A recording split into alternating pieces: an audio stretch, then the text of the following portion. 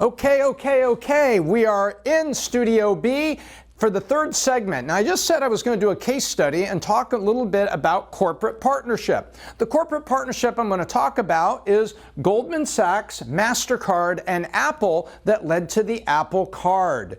Remember the Apple Card? They've been talking about the Apple Card. Get the Apple Card, put the Apple Card on your phone, use that to pay for all your apps and your subscriptions, maybe get a subscription to something like Wall Street Journal, Sports Illustrated or whatever, all of that. This is about the birth of the Apple Card. The Apple Card was born in 2019. Goldman Sachs won the deal to use MasterCard's payment system to provide the Apple Card to you and me. That's when it was launched. But what's interesting is Goldman Sachs wasn't in the consumer card business previously.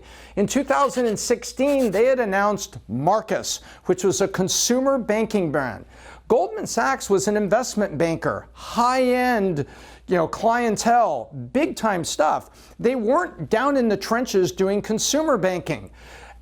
Amex, American Express, and JP Morgan had already been talking to Apple about being the card. But at the last minute, Goldman Sachs called Apple and swooped in and said, we want to be the partner. We want to do it. And our Marcus brand is us getting into consumer.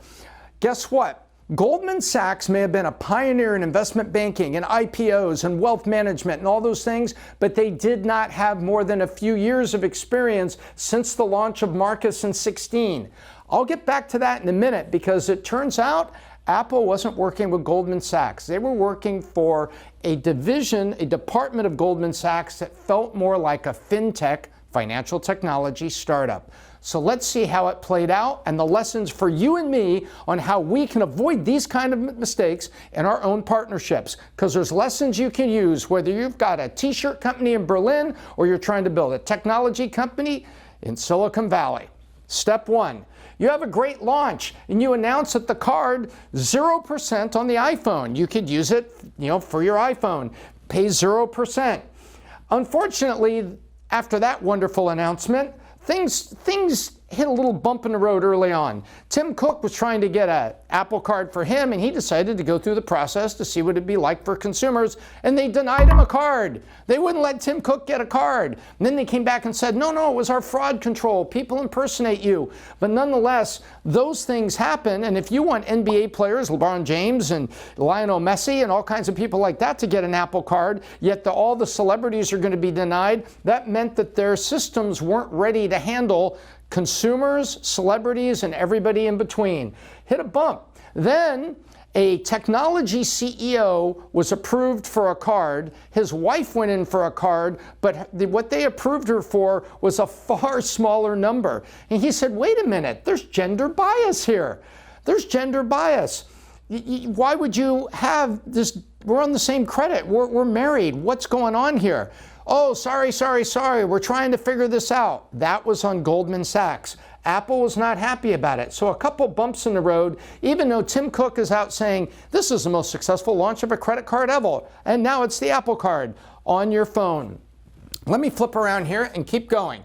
So then we have the gender bias. And then 2020, they said, in addition to 0%, if you buy your iPhone on the Apple Card, 0% financing. Well, beginning of 2020, about a year after the launch, they're like, guess what? You can buy a Mac, you can buy an iPad, you can buy AirPods, and those will be 0% financing too. Now you're going to notice something in there. If it's 0% financing, that means Goldman Sachs is not making money on that part of it. Keep watching. Then, all of a sudden, Goldman Sachs is saying, hey, we have far more disputes and customer care calls and things happening than we ever would have envisioned. You know who knew that was going to happen? You know who'd been negotiating? Amex and JP Morgan, who knew about credit cards and knew how to do that, and they were on top of it. But Goldman Sachs swooped in to win that deal. Guess what? Learning number one. That's how we can tell that inside Goldman Sachs, it was more of a fintech startup than a highly experienced group of credit card professionals inside of an organization like Amex, who's been doing cards for Delta Airlines and so many others for so many years. They know how to do partnerships, and JP Morgan. Well, the Apple kept pushing ahead. And there was a culture clash going on because JP Morgan and Amex understood credit cards how to do it, but Goldman Sachs less so much. And suddenly Apple saying, hey, we want to do the Apple Card family. Just like you have the family phone for Apple, you can give a phone for your spouse, phone for your kid, put one account on it. Everybody's buying apps. Everybody's getting iTunes family plan, whatever it is you're getting. They wanted the Apple Card to be on there to be used by many people. And they got what they wanted. The Apple Card family was launched. Meanwhile, Goldman Sachs is in the background kind of struggling. Let me give you some numbers. Apple originally told them to expect 5 million cards in the first year and a half. Later, they came and said, you need to prepare for 10 million cards. So Goldman built all the infrastructure that they needed, more investment to get to those 10 million cards. But at the end of the first year, all the reports I saw said they only launched 3 million cards. But Goldman had spent the money in advance being ready for 10. They would get to 10, but not for a couple years. Another example of where Goldman's experience just wasn't there, but Apple was looking for slick, strong partnership because everything on that iPhone is very slick and easy to use, and they wanted the credit card part of it to be equally slick and easy. Well, we keep going here. Apple adds Apple Savings at the beginning in 2022, and suddenly I think it was $1 billion came in very short order, and they overloaded the systems at Goldman Sachs. People said they couldn't transfer money out to then pay for things after getting into the savings account that I think it was a little over 4%, so it was a pretty good rate you were receiving. And suddenly people said, I can't get anybody on the phone. I can't get my money out. It's a savings account, but it's like trapped. Well, Apple sure didn't like that because that was more inconvenience for the Apple consumers that were getting Apple phones, Apple cards to put on their Apple phone and to use for other purposes. Then the Consumer Financial Protection Bureau steps in and says, we need to investigate what's going on with Goldman Sachs because we're getting so many calls from consumers. They're all upset and everything. This is not good.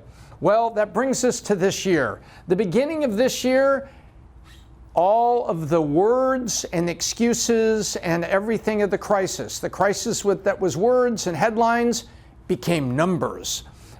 Goldman announces that they lost $1 billion on servicing and introducing and investing in the Apple Card between 2 years, 20 to 22. Holy moly, they announced that they had actually lost $1 billion doing it. Then, that was early in 2023.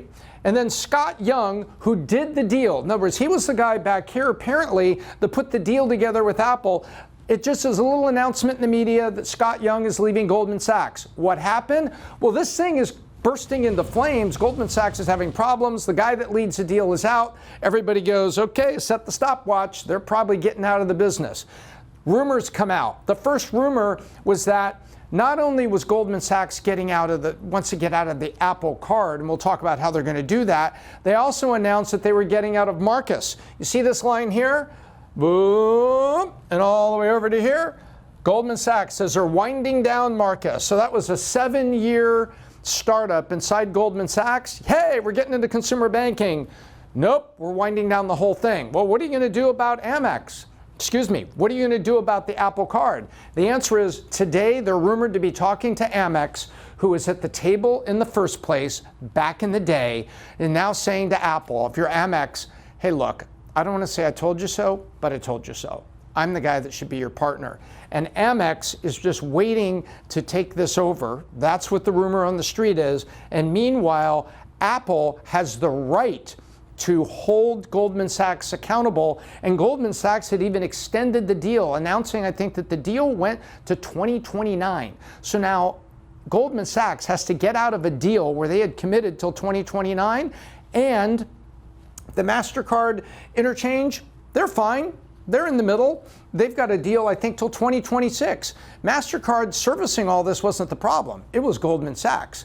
In other words, MasterCard Payment Network. So now you've got this thing basically going this way. At the end of the day, you and me and anybody that has an Apple Card, ultimately you probably get a new one from Amex after all the smoke clears on this and they get it together. But what's the lesson here? What's the lesson? The lesson is this: if you're going to go into a partnership, you need to get in a partnership with a proven player. Was Goldman Sachs a proven player? Yes. Wait. Yes, in financial services, but were they in credit cards, customer service, customer banking? No, they weren't. Get into business with somebody who it's a core competency. It's what they do. And what that looks like here is the partner, just like Delta Airlines and other people have found out, the partner should have been Amex. Credit cards is their core competency. It's what they do. From fraud control to co-branded cards to new issuances, it's what they do, which means that they're authenticated, that they're authentic capable. What happened here was Apple ended up getting in business with a fintech startup, a little division inside of Goldman Sachs. You and I can learn the same thing. If you're going to get in a partnership with somebody, make sure they're proven, make sure it's a core competency, and make sure they can handle the load they're going to throw at you. And that's the story. And that's how Goldman Sachs has swooped in to win the Apple business. 6 years later is winding it down, and the winner is probably going to be Amex, who had been at the table in the first place, offering credit card strength, core competency, going to come in and save the day. Now, people have asked, how did this happen? How did this happen? Well, I found an analyst, really interesting, David Robertson, that writes for the Nielsen Report, and I'm going to read his quote.